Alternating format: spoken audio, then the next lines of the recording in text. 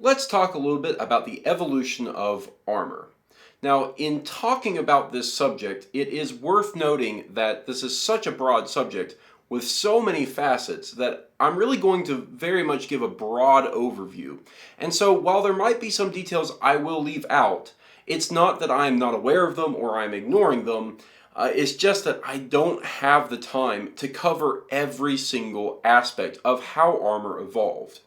Now, we're going to be talking roughly about the Middle Ages in Europe, and this is a millennium long time span where armor changed quite rapidly sometimes and other times very slowly. And so I would like to take a look at how that happened and why that happened so you can begin to see that century after century things changed because, well, essentially, armor was in an arms race. It was in an arms race against all the various weapons out there. Things like pole arms and bows and, well, honestly, even swords, right? One of the main indicators of how armor and swords evolved is tied together in that arms race. But I think that it's worth noting that at its very beginning, it was actually pretty humble. Beginning in 500 AD, we're actually beginning to talk about what a lot of people like to call the Dark Ages. And they call the Dark Ages for a lot of reasons, but I and many historians prefer to call it the early Middle Ages. Now, in 500 AD, we're about a century out from the fall of the Roman Empire, and most of Europe is now in this tumultuous time where many different competing tribes and groups, mostly Germanic, are beginning to decide where they're drawing their boundaries, and they're fighting land battles, and they are taking over territories, and they are establishing settlements. And in the course of all this, we're beginning to see the beginning of medieval warfare. Now, there's a lot tied up in that, but if we're looking specifically at armor, we're going to talk about, well, what the Roman armor looked like and how that began to morph into what we know as more medieval style armor. Now, Roman armor very commonly was made up of either types of leather that were boiled and treated in order to be very, very stiff and tough, or it was metal armor that was overlapping plates, known very commonly as the lorica segmentata. And that harness, that armor harness, offered a good bit of protection, but it wasn't perfect. It had some issues, and it didn't really meet the needs of what was becoming at that time the more modern warrior. So as we move into the early Middle Ages, we begin to see the rise of maille, very often called chainmail, and I'm very guilty of calling it chainmail because that is something that a lot more modern people recognize when you say chainmail, but it was very often called just maille. And the Germanic tribes, you see it with Vikings, you see it with a lot of other groups, they began to use maille. And these are the little interlocking rings that you can wear as what was called a hauberk, a basic harness that covered the vital organs. And that was really all that was necessary. You were able to maintain your mobility, and it protected you very well against the weapons of the age. Swords and axes would be, if they were glancing blows, they'd slide right off. You still had problems with piercing things such as spears or a thrust from a sword, but of course at the time the sword didn't really have that problem. They had what was called spatulated tips, and so that wouldn't really get through that maille so easily. So you really don't have to worry about spears, and even then you didn't have to worry about those too much. Now keep in mind that along with armor at this time, they had this nifty thing called a shield. And as armor evolved, the shield actually slowly went away. And we're not going to really cover the shield because that could be a whole other topic, but looking specifically at armor, it goes away. Now, of course, you're missing a vital component here, which is the head. And of course, helmets became very common. Very early on, helmets were open-faced. They really protected mostly the cranium, and the face was more or less exposed. There are some examples of more closed-faced masks, but it was really not too dissimilar from the way the Roman helmets actually ended up being at the time, where it was open-faced, and you're really protecting the head against mostly blunt force trauma and the things that would actually get in there. So you would protect yourself for the most part with with the shield and maybe with your sword or your axe. But for the most part, the really important thing for armor at the time, the big invention, the big thing was maille. And it covered, again, the vital organs. And that didn't change for hundreds of years. When I say hundreds of years, I literally mean hundreds of years. From 500 AD, that's the 6th century, all the way up until about the 11th century, maille just doesn't change all that much. It really focuses on covering the vital organs. Now, as you begin to move into the 11th century and into the 12th century, it began to evolve a lot more. So starting in the 11th century, it began to grow longer, because if the vital organs were covered and more or less the head was covered, then there was a new target: the extremities, the arms, and the legs. So you began to see halberds growing longer and getting longer sleeves.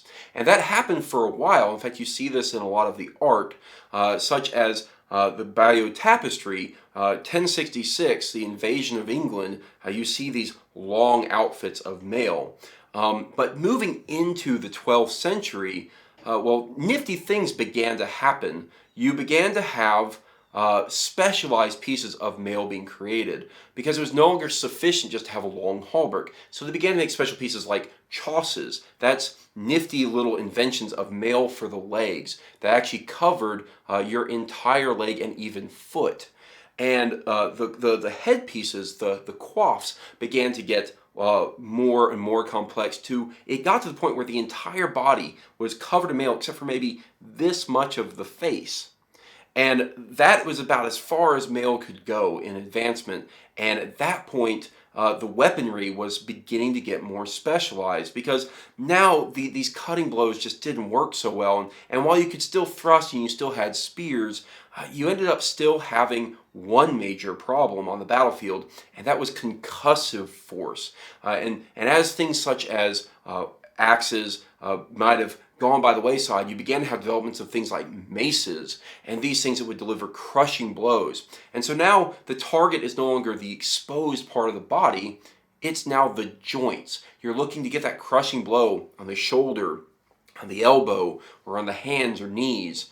And because of that, well, that gave rise to plate maille.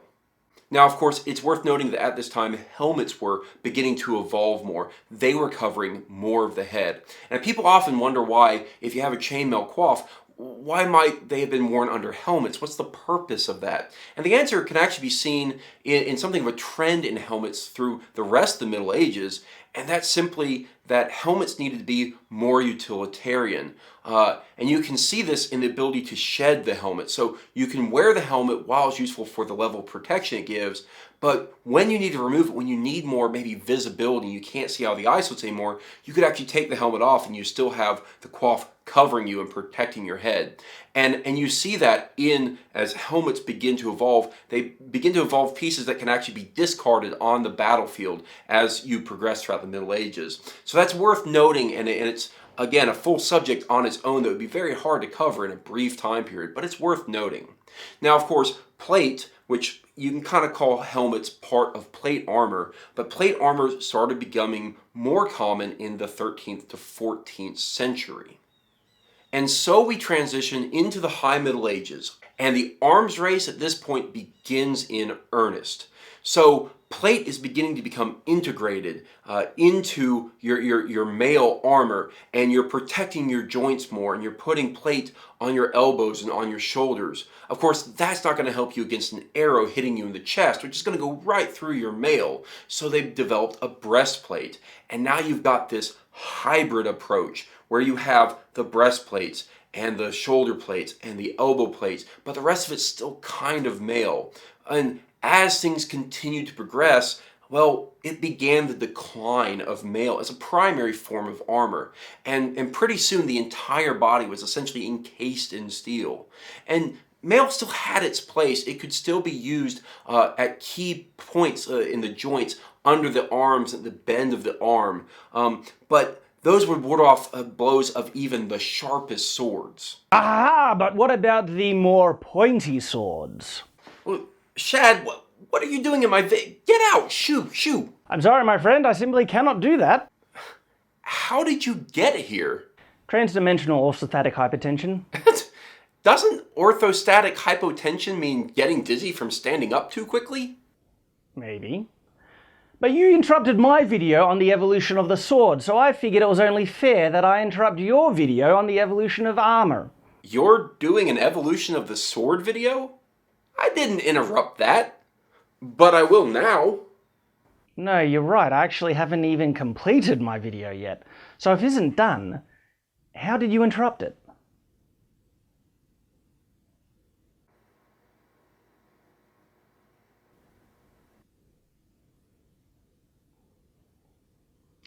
All I wanted to say was that, yes indeed, the armour kept on evolving to protect the wearer from the weapons of the day, but in contrast to that, the sword also evolved to combat the developments in armour. And what you will find as you go through the medieval period is that swords became more pointy. Specifically in their tips, they became more acute, and also in their cross-section, they became more rigid. Swords started to develop a more diamond cross-section, which helped them maintain their rigidity when thrusting. And so this would help these weapons get through the parts in armor that were still vulnerable, specifically the joints. Yes, well, thank you. I mean, you are correct. Those pointy swords were becoming a real problem. And armor continued to actually evolve trying to solve those problems. In the late Middle Ages, around the 15th and 16th century, they started by adding these little round plates called besigues. And they even began to increase the size of the shoulder armor, called pauldrons, to cover more of the chest and close up the gaps between the breastplates and the armor plates. Of course, there are other gaps in armor, but even those began to get closed up, and actually at an astonishing rate, throughout the entirety of the late Middle Ages. And this probably would have continued, and it would have kept evolving until the knights were some kind of great lobster men. That is, if it hadn't have been for this really stupid invention called the gun. And that effectively made armor useless. You know, the same thing actually happened with the medieval sword, more or less. And if you would like to find out more about the evolution of the medieval sword, click on this magical floating box beneath me. It's not really magical. It's an internet link. And if you click on it, it'll take you to the video, which you probably already knew. Sorry.